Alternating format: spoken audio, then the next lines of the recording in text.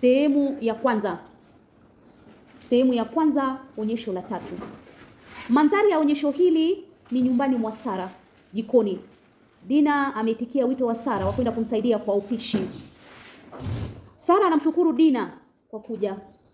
Anaomba radhi kwa kumtwika mzigo. Sara na Dina wanazungumzia aliyopitia Sara hadi akaambulia ugonjwa. Dina anamsifu Sara kwa uvumilivu wake.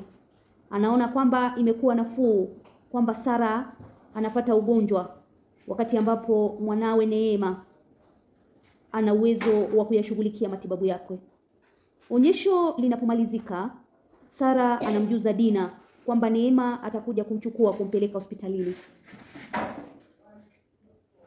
Dina anavutiwa na kufurahishwa na hali ya Neema kumudu kuendesha gari katika mazingira ya mjini yenye watu wengi, barabara nyingi na magari mengi.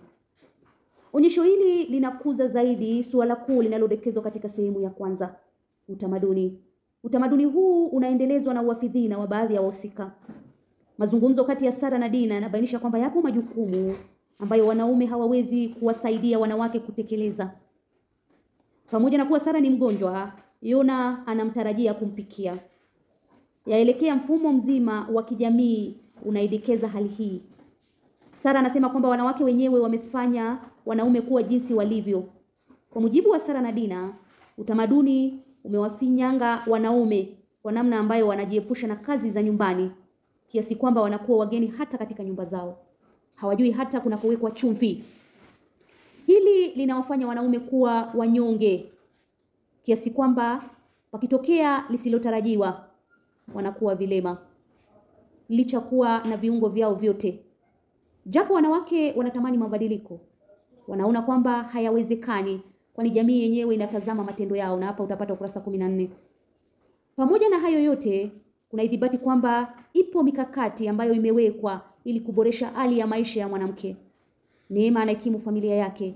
Hali kadhalika ana gari ambalo analiendesha mwenyewe. Yafuatayo ni baadhi ya masuala yanayoshughulikiwa katika onyesho hili. Kuna mshikamano wa kijamii, kuna utamaduni, kuna taasubi ya kiume, uwajibikaji, ubaguzi wa kijinsia na utu. Sehemu ya pili. Matukio katika sehemu hii yanatokea mjini. Huko ndiko Neema na mumewe Buju wanakoishi na kufanyia kazi. Ndiko Azna, dadake Neema, anakoishi pia. Sehemu hii ina maonyesho manne ambayo yanabainisha mandhari anuwai. Onyesho la kwanza, yani sehemu ya pili hii, onyesho la kwanza, onyesho hili linatokea nyumbani mwa Neema. Onyesho linapoanza tunawaona Neema na mama yake wakijipepea kwa sababu ya joto. Neema analalamika joto lilipo mjini, naye Sara anamwambia kuwa hata huko shamba joto linakausha mimea. Neema anahofia uhaba wa chakula ambao utawageuza watu kununua chakula.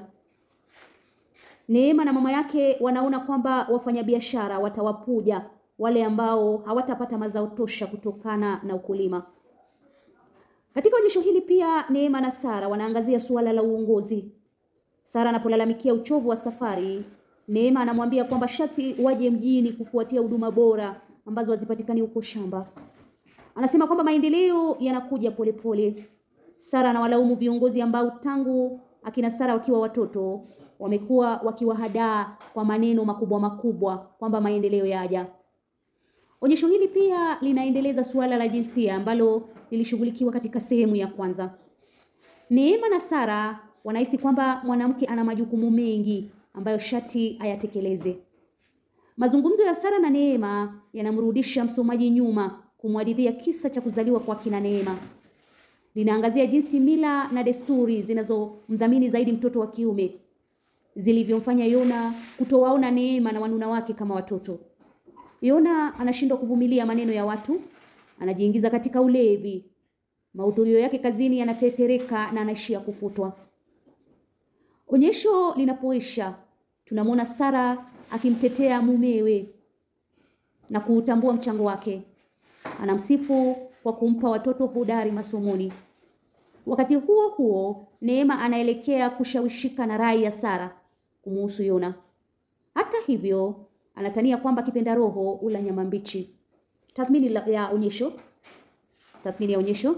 Onyesho hili linakuza zaidi suala la utamaduni na jinsi kuzingatia bila tahadhari kunavyoathiri si mahusiano ya kifamilia tu, bali pia hali ya maisha kwa jumla. Kudhamini watoto wa kiume kunamfanya Yona kuwapa watoto wake wa kike malezi dhaifu. Hili linawatia hisia za unyonge na kujihurumia. Neema analalamikia kugombezwa na kushikiwa mkwaju na baba yao. Analalamikia ugonjwa wa mama yake ambao unasababishwa na dhuluma ambazo mumewe alimpitishia. Njia afifu ya kukabiliana na mtanziko alionao Yona inamfanya kufutwa kazi kutokana na ulevi. Suala kuu linalohimizwa katika onyesho hili ni hadhi ya mshikamano wa kifamilia na jukumu la mwanamke katika kuhakikisha kudumu kwayo. Licha ya migongoro inayowakumba Sara na mumewe, Sara anavumilia.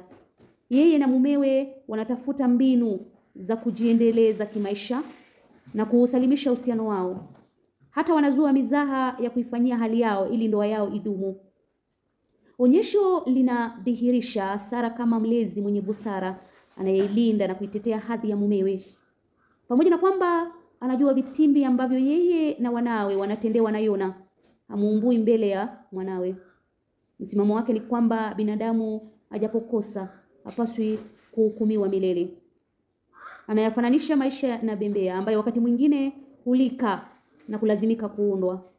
Miongoni mwa masuala ya maadili yaliyoshughulikiwa katika onyesho hili ni usalama wa chakula, bidii, unyenyekevu, matumaini, uongozi, unyonyaji, malezi, ubaguzi wa kijinsia na uwajibikaji.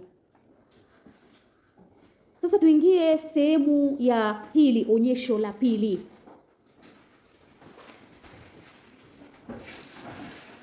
Onyesho hili kama lilivyo lile la kwanza linatokea nyumbani kwa Neema. Bella, mfanyikazi wa nyumbani wa Neema, yumo jikoni. Neema anaingia na kumshtua Bella. Bella anakubaliana na Neema kwamba mawazo yake yeye Bella yalikuwa mbali.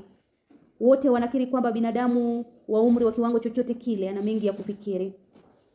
Neema na Bella wanazungumza kuhusu Lemi, mwanawe Neema ambaye amelala. Bella anasema kwamba Lemi amekuwa na uchovu kutokana na mazoezi ya nyimbo ambayo yanaambatana na yanaandamana na kuchezesha viungo vya mwili. Neema anashangaa na kusikitika kwamba mwanawe anajua kuimba na kucheza na hali hajawahi kumuonyesha. Hili linatokana na shughuli za kikazi ambazo zinamfanya Neema kuondoka mapema na kurejea wakati ambapo mtoto huwa amelala. Ni changamoto ambayo pia inampata Bella ambaye analalamika kwamba ameishi kufanya kazi bila kuwaona watoto wake hadi wakawa watu wazima. Wawili hawa wanakubaliana kwamba maisha yana changamoto nyingi, hasa kwa wenye asili ya kinyonge ambao shati wajitahidi zaidi kujinyanyua. Mwishoni mwa onyesho, Neema anamweleza Bella kuhusu sababu yake ya kumpeleka mama yake kwa Azna, dada ya Neema. Kulingana na Neema, utamaduni hauwaruhusu wazee wa wasichana kulala kwa mkwe wao. Bella anapinga hili kwa kusema kwamba mambo yamebadilika. Neema anamwahidi kwamba atamshawishi Sara akae hapo ili Bella apate fursa ya kushiriki mazungumzo naye. Tathmini ya onyesho. Katika onyesho hili tunaangaziwa mkinzano unaosababishwa na haja ya kutafuta mbinu za kuikimu familia na wakati huo huo kuhitajika kuhakikishia wana malezi bora. Shughuli za kikazi zinamnyima Neema nafasi ya kuchangia kikamilifu katika shughuli za ujifunzaji za Lemi. Hakika hata hatua za ukuaji za mtoto mwenyewe ni kana kwamba anazijua zaidi mjakazi wao Bella. Bella anamsifia Neema jinsi ambavyo Lemi amemudu kuimba na kucheza. Anamwambia jinsi Lemi anamuonyesha mitindo ya uimbaji na uchezeshaji viungo waliojifunza shuleni. Pamoja na changamoto anazokumbana nazo Neema katika juhudi za kukabiliana na umaskini, kuna masharti ya utamaduni. Inamjuzu apambane na mvua na msongamano wa magari ili kumpeleka mama kwa Azna. Utamaduni haumruhusu mama mtu kulala kwa mkwe.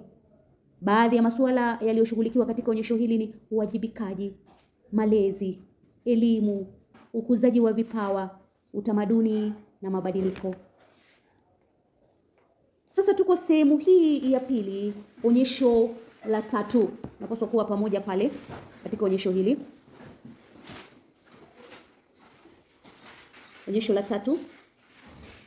Matukio ya onyesho hili yanafanyika nyumbani mwa Neema. Panatokea migongoro kati ya Neema na mumewe Buju. Mgongoro wa kwanza unasababishwa na Lemi. Buju anashangaa kwa nini Lemi hajaamka. Naye Neema anasema kwamba Lemi bado ni mdogo. Buju anashikilia kwamba si mapema, kwamba hata wao walikuwa watoto kama Lemi. Anasema kwamba mtoto asipoamka mapema ukosa ya manufaa. Neema anasisitiza kwamba Lemi akipevuka na kuelewa zaidi ataamka mapema. Buju anamwona Neema kama anayemdekeza Lemi. Anamtahadharisha kuhusu madhara ya kutomrekebisha mapema. Suala la maendeleo ya Lemi masomoni linazua mgongoro mwingine. Buju anapoambiwa na Neema kwamba alama za Lemi zimeimarika japo amechukua nafasi ya 20 darasani, analalamika. Kulingana naye, la muhimu zaidi ni nafasi anayochukua darasani wala si kuimarika kwa alama.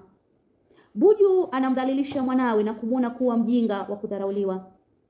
Neema anamwelimisha mumewe kwamba nafasi anayochukua mtoto darasani pekee haipaswi kuwa kigezo cha pekee cha kupima ubora wa mtoto. Anamkumbusha kwamba mwana amepata tunzo mara kwa mara kwa sababu ya adabu yake.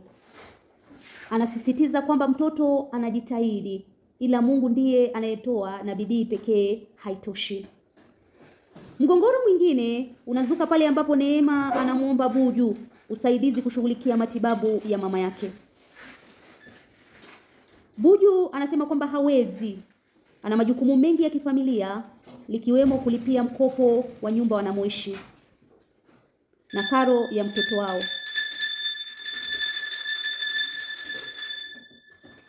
Buju anasema kwamba hawezi, ana majukumu mengi ya kifamilia, likiwemo kulipia mkopo wa nyumba wanamoishi na karo ya mtoto wao, Mina, katika shule ya boarding.